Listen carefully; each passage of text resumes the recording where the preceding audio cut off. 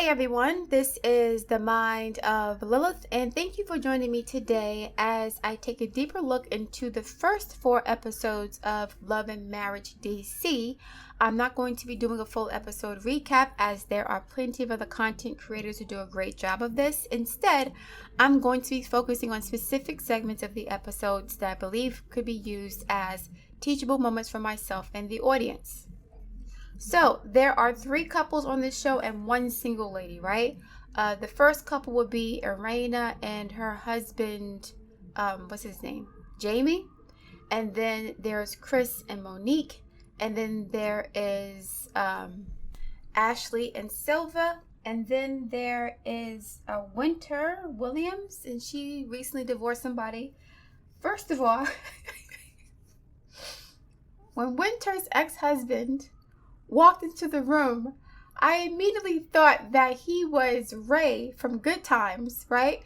Winona from Good Times had a boyfriend named Ray, and she punched him in the face for trying to hit on Thelma. When I saw this old ass man, I was like, why did they get Ray? I'll leave that alone. Okay, so let me start with Winter. First of all, it seems like she's going through some sort of identity crisis, and you can tell by her hair, okay? In my opinion, your hair is an extension of your personality, and it kind of reveals what's going on psychologically with you. So for Winter to have this like prissy personality with half of a head shaved, to me it seems like she's kind of rebelling against herself and her beliefs and who she thought she was prior to this new journey that she's on of self-discovery. So I agree with Ashley when she basically said that Winter would not be a good relationship advisor. Not because Winter has had 2 failed marriages, but because of the way she moves in those relationships, right? So I've never been married, but I believe that I can give good advice to people who are married because I've observed married couples. And I have an ability to analyze situations and use my intuition and discernment to be able to provide some sound advice, not just from my observations, but from my experiences also. So a marriage is not different from any other relationship. You're still relating, but there's a contract involved. If you've ever been in relationships, you should be able to give marriage advice. Now, the quality of that marriage advice is not based on the quantity of relationships you've been in or the years you've been together. I'll give you an example. There are people who are married for decades and they have a toxic ass marriage. I would never take relationship advice from them. But there are people who've never been married, but they've done the self-study and the self-work to understand why marriage wouldn't be good for them.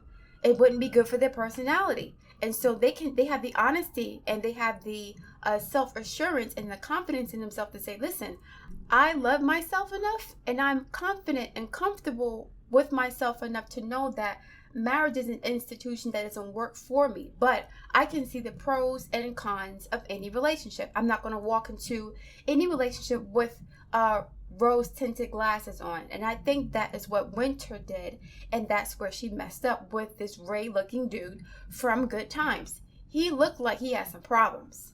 I don't know what those problems are, but I didn't feel comfortable looking at him. He looked Melungian, actually. But anyway, so I understood what Ashley was saying. However, I feel like Ashley, as a woman, she feels validated by her marriage, which is why she got triggered or offended when Winter said the men that or the celebrities she would meet would be because of her husband and not because of her, which means that you're not the baddie you think you are. There are plenty of other women who don't have a bunch of kids who can attract the kind of men that you think you can. You're not better than anybody because you've had some plastic surgery and you have been married to a man with money who has been cheating on you probably. So honestly, I think Ashley knows that she needs her husband to feel validated, and she kind of resents that. So her husband's gone for days and days at a time, but she ain't going nowhere because the money is good, the lifestyle is good, but she's now in sort of this golden cage of luxury and leisure, right? But she's a single mother essentially, okay? And her husband's out on the road more than he's with her. What kind of quality relationship is that? Yes, they may have good sex, and yes, she may come off as confident, but beneath that confidence, in my opinion, there's some insecurities about herself, because she knows that she can't leave her man like that. She knows that. She knows that she will have to put up with anything that her man tells her to. He can do whatever, and she will stay. And that makes her feel disempowered. So, in order for her to feel better about herself, she will look down on people or women like Winter who haven't been married or who aren't married and say, well, I'm doing this because I got the ring. If you were married, then you would do the same thing that I'm doing. But because I'm a better quality woman, you can't understand where I'm coming from with this. You can't identify with a woman with a successful relationship. Success does not mean quantity of time or duration of the relationship. If your man is cheating on you or he's gone half the time, what kind of relationship is that? So success is relative, right? So she is using her marriage to feel better about herself compared to other women. She had an issue with, Winter, as soon as she saw her. That is a mark of insecurity to me. I don't even know you, and I'm intimidating you. What's the problem? What happened? Now, Winter is a bit ditzy. Yes, and she got played. Absolutely. Ashley was correct about that. But Ashley was wrong in saying that because she's had failed relationships and marriages, she can't be a relationship coach. No, Steve Harvey has been married 3 times. Sometimes you learn better from mistakes than you learn from having things, given to you on a silver platter, right? For example, when you're in school, your teachers will tell you it is best to learn from making mistakes. That is the best way you can learn how to navigate a situation, especially if you're a programmer. Programmers learn by constantly making errors. They're constantly doing an error assessment. What did I do wrong, right? Now, with Winter, I don't think she's really taking the time to understand what she's done wrong in her past relationship with this weird guy that she chose to marry after 9 months. Who does that? Who does that? Did she get married after 9 months because she was celibate or something? And she wanted to have, why would you get married after 9 months after what you've been through with your ex-husband? So her reasoning and her logic is off. I've never been married, and I can tell that her logic is off. Do I need to be married to have common sense? Does that make sense to anybody? Okay, so now we're going to talk about Irena and Jamie. Irena, I love her energy. She's very chill, laid back. She's very mature. I think the fact that her son is special needs gives her a different level of empathy and awareness about her relationships to other people and even her marriage. She seems to be more grounded than the other cast members. That could be age, that could be wisdom, it could be a lot of things. But I did not like the fact that she does not know how to cook for her mother. Why is that a problem for me? Because she has a life of leisure, right? I know she has her own businesses, but it doesn't look like she has to work, right? Her mother is damn near like handicapped, struggling to walk down the stairs, and she has her mother cooking for her as if it's a maid service. I understand that sometimes older women, like mommies, love cooking and they want to be there for their kids and they want to continue to cook for their children, and they love. I get that. There are still some old school moms like that, but the way the mom was looking at the camera, she seemed to be annoyed. And I feel like, how do I say this? I don't want the mom to feel like she has to earn her keep there, as if she's working for the family as the cook. Because the first thing you saw the mother, Irena was like, "Ma," and then the camera zoomed in on the mother. She looked annoyed. I'm like, I hope the mommy doesn't feel like she has to do this to have a place in that home. I'm not saying that's the case, but I love the way Irena talks to her son, who is disabled, right? He's blind. I don't think that people understand how difficult it is to raise a child with illnesses or disabilities. It is very debilitating because you don't know how to navigate that. How do you raise an independent, well-adjusted child who has disability in the world of abled people? If the world was disabled, that's different. Then it would be easier to navigate. But there are so many more hurdles that they have to go through that sometimes parents who have disabled children, they end up babying the children or coddling the children or like smothering the children to protect them.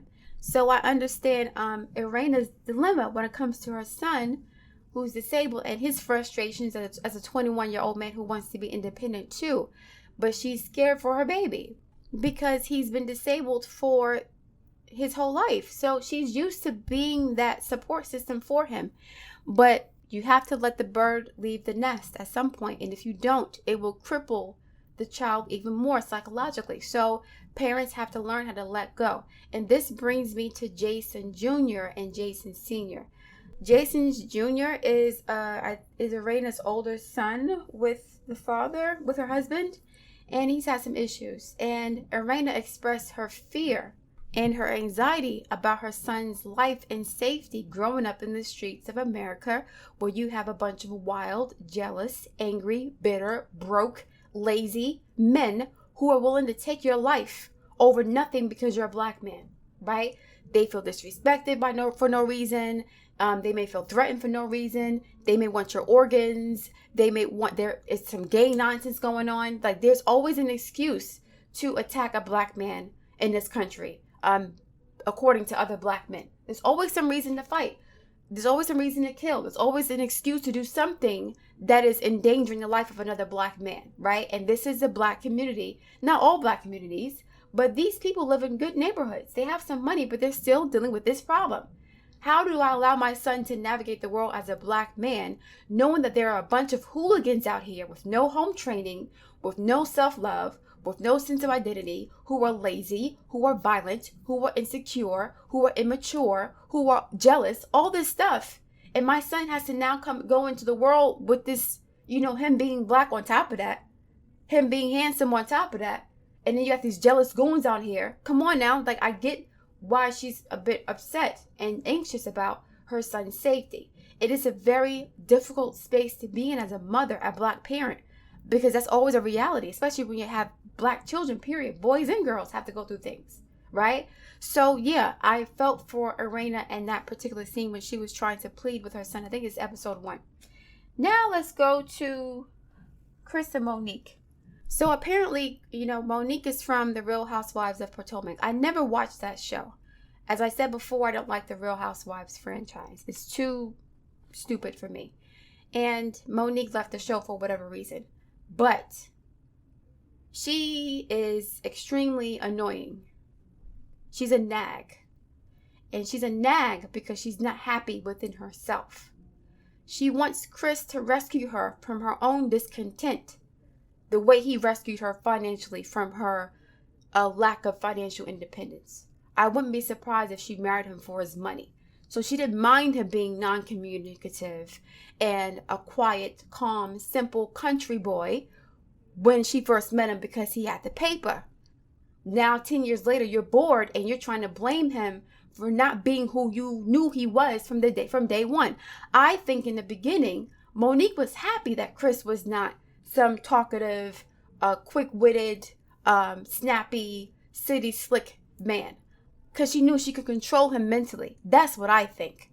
And so now, 10 years later, you're bored because you have everything that he gave you, right? Chris and Monique have some gorgeous children. They have some adorable little babies, right? Beautiful children, beautiful home, financial success and leisure, good health, beauty, right? This man is trying with his kids. He's making breakfast for them, and he talked about it on camera. He's helping with the kids' hair. He's doing things with the children. He's not cheating. He's not putting his hands on Monique. He's not taking money from her. He's not verbally abusing her. All this stuff, and you're still miserable, but you're talking about some spiritual journey. You cannot go on a spiritual journey with anybody before you complete your journey within yourself. Christopher should not be obligated to save Monique from herself. That's not fair for him. So now she's making excuses to have arguments with him because that's her love language. Her love language is conversation. That's how she feels engaged with people and connected. I think she's a Libra. So she needs that constant intellectual stimulation. And that is not Chris. But she was cool with that in the beginning, I think, because it made her feel comfortable with her ability to control him. The life they have together, I feel like she orchestrated that because he's so simple. He's like, listen, I'm an old school traditional Southern man. I will work and you take care of the money and you create the life that you want for us. I'll just provide the financial support. And I think she was cool with that. Now she's bored. She has everything. A beautiful home, money, healthy, young, gorgeous children, right? successful businesses and you're still miserable and nagging and nitpicking at this man for you being miserable within yourself. Their love language is different. They're emotionally disconnected because their love language is different. They don't have the same value systems. It's as simple as that. And this doesn't mean that their marriage can't work. It means that Monique needs to stop blaming Chris and projecting her unhappiness onto Chris and giving Chris the silent treatment to emotionally manipulate him to feeling sorry for her and to bending to her will. That is so immature. This man is trying to talk to you the best way that he can. He's not a communicator, but you were cool with that and you knew that about him before you married him. That is why you married him. You wanted him for his money. That's what it seems like to me. Okay, Chris is attractive. He seems to be caring. He seems to be endearing. He seems to try. He's trying. He's not like Martel making excuses for being a bad father while relying on his wife to make money for the family. Okay? He was the breadwinner for years. Okay? They have beautiful children together. They take vacations together. He's trying to talk. He's trying to be who she wants him to be. And the best she can do is nitpick at everything that he does because she's not happy with him. She did not marry him for the right reasons, in my opinion, because he's given her damn near everything that most women would want in a husband. He's at home with the kids all the time. He's retired from the NFL. So everything was going great up until this year. You had this epiphany. Oh, I want more out of life. That's not on him. That's on you. You have to be happy within yourself first before you can try to make somebody make you happy. So Chris was like, I'm trying. And she said, don't try, just do. Just do what? Fix you for you? That's not Chris's responsibility to do that. He did his job, right? He provided the resources that you wanted. That's what you wanted him for. You didn't marry him because he was some scholar. You can tell that from off the rip. He's not a scholar. He can talk to you. He's not a dummy at all. But he's not the type of person who likes to banter, right? He's not the type to be to need constant stimulation intellectually. I know how Monique thinks because I'm the same way. For me, the world is a school. It's a library. It's an encyclopedia of information for me. I love to consume various sources of information about everything. And she pronounced Al-Kibulan wrong. That's number one. And number two, we were not from Africa. We're actually from over here. It's cool she want to take her kids to Africa, but this is like, to me, I feel like this spiritual journey, this wokeness is performative for me. That's what I feel like. I feel like it's an act. Not an act because she doesn't want to do it, but because she's not, her value system is not grounded in those types of principles, right? You don't marry somebody for money and then talk about, I want to go on a spiritual journey together. That's not his responsibility. You should be in a place of contentment. Not to say you are going to take bullshit from people. No, I don't think she would take that. If you have everything that you say you want, right? You have beautiful, healthy children, a beautiful home, financial security, a loving, doting, supportive husband who wants to do better. He's trying to do better. And you're still miserable. Then you're not spiritual, my dear. I'm sorry. The spiritual journey that you're trying to go on, you have to be happy within yourself first. You have to be just as happy with nothing than you are with having everything. Because if you have everything and you still feel like nothing, it's like you have nothing anyway. So step number one in any spiritual journey is gratitude. Being grateful for where you are today. I have the capacity to be a better version of myself than I was yesterday, right? I have my mental faculties. I'm healthy. I'm beautiful. I have a life of leisure, a supportive, loving husband. What's happening, I believe, for Monique is she's in an existential crisis. I have everything that I thought I wanted, but I'm still not happy. But instead of looking at herself, she's blaming that on Chris. That is not fair. That's not fair. Because Chris gave her exactly what she wanted for the first 10 years. If he didn't do that, then she wouldn't still be there. She would have been bounced. But now that her expectations are changing, she expects him to change with those expectations and then say, you're not trying. You got to just do what? Save you from yourself?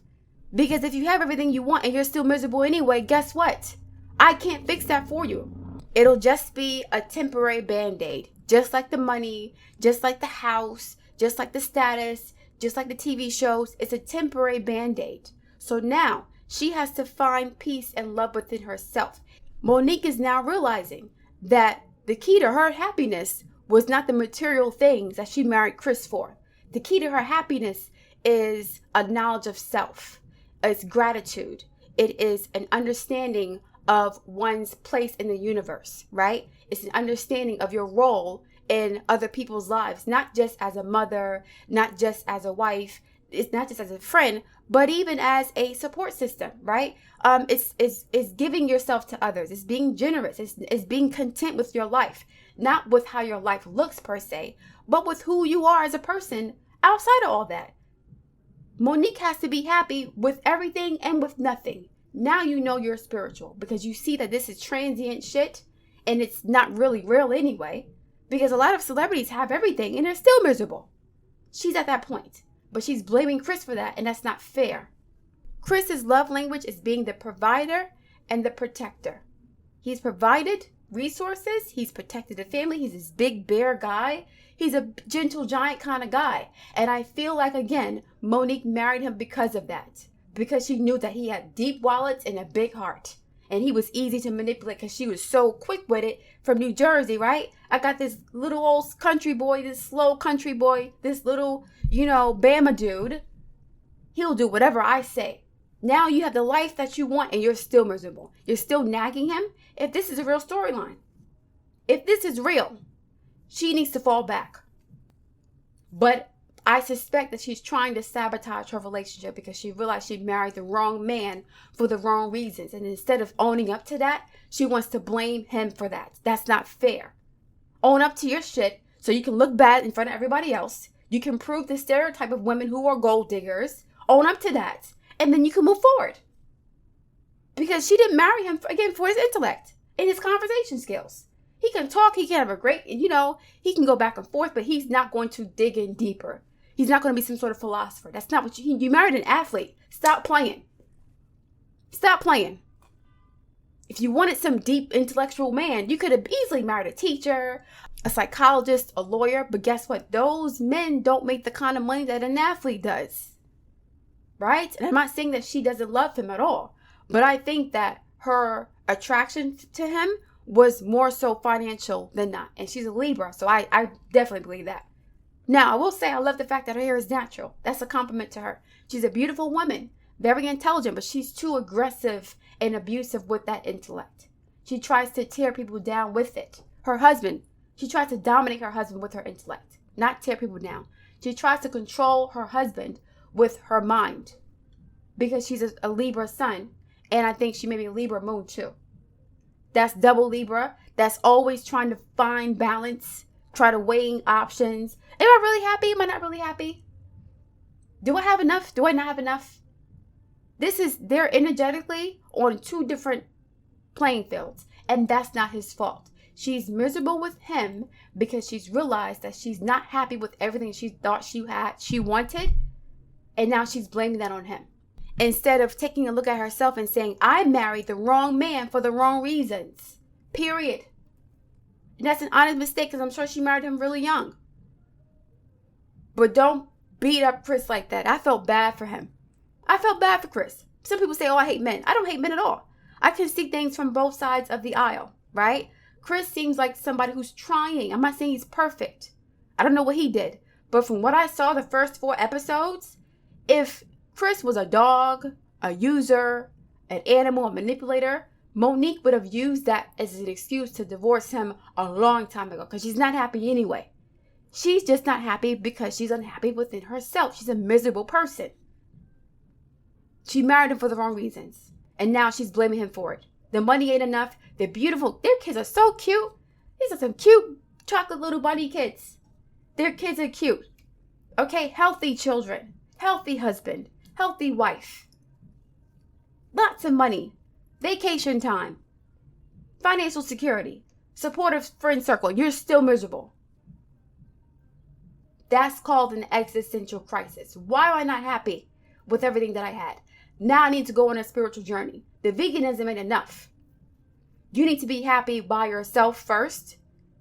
Then you can say, okay, Chris, I'll help you on your journey because I've done the work for myself. Not try to use him to do the work for you, just like you used him to elevate your social and financial status. That's what happened. Now, as a Libra, Librans like to do things with people. They like partnerships. They like to, collaborate with people, to communicate, to harmonize. That is their sign. I can't fault her for that. I can't fault her for that at all. But I can fault her for trying to blame him for her unhappiness, for her to marry somebody that she knew was not compatible with her intellectually. She knew this, and she didn't care because she wanted the money. That's what it looks like to me. He's a handsome man. He's not ugly, right? He's gentle. He's kind, it seems. He's empathetic. He's good with the kids. He's not abusive. He tries to listen, but you're still mad. Okay. All right, guys, I'm going to leave it there. Please take the time to join the community forum on mindoflilith.com/forum. Post your questions, suggest new videos, or commentary for me, and I will take a look at it when I have the opportunity. I look forward to reading your comments. Please like, share, and subscribe, and I'll speak to you soon.